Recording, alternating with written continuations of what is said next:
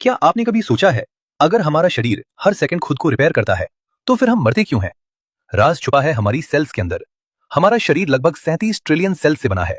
हर cell एक छोटी factory की तरह है। ऊर्जा बनाती है, खुद को ठीक करती है और जरूरत पड़ने पर नई सेल बनाती है।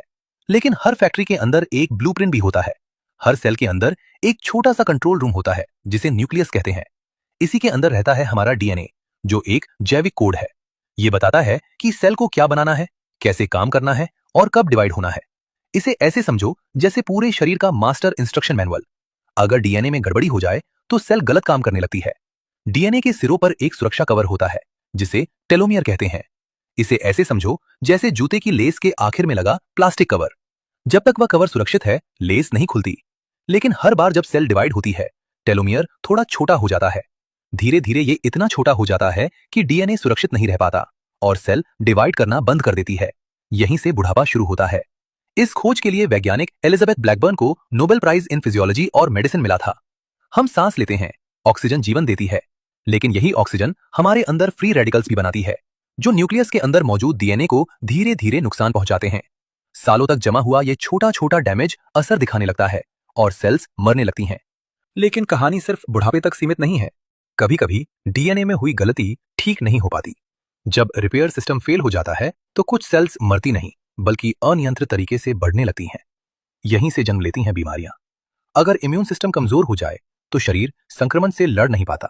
अगर डीएनए की गड़बड़ी कंट्रोल से बाहर हो जाए तो कैंसर जैसी गंभीर बीमारी विकसित हो सकती है। मतलब मौत सिर्फ उम्र की वजह से नहीं आती, कभी कभी यह सेल्स की गलती और शरीर की असंतुलन से भी आती है। पर सोचने वाली बात यह है कि जब सेल खत्म होती है तो जाती कहां है? वह गायब नहीं होती। अगर सेल बूढ़ी या खराब हो जाए तो वह खुद को नियंत्रित तरीके से खत्म कर देती है। इसे कहते हैं एपोप्टोसिस। इस प्रक्रिया में खराब सेल्स टुकड़ों में टूट जाती हैं। फिर आता है शरीर का सफाई कर्मचारी, मैक्रोफेज।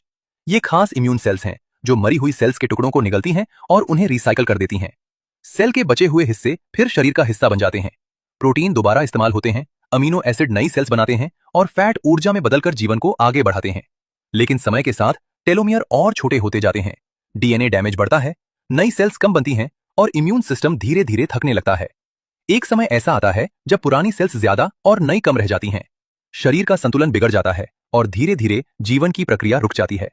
हम अचानक नहीं हारते, हमारी हार धीरे धीरे लिखी जाती है, हमारी ही सेल्स की सीमाओं में। जब उनका डीएनए अपनी अंतिम हद तक पहुंच जाता है, तभी जीवन की यात्रा पूरी होती है। लेकिन जब तक यह यात्रा चल रही है, हर सांस के पीछे अरबों सेल्स लगातार काम कर रही हैं।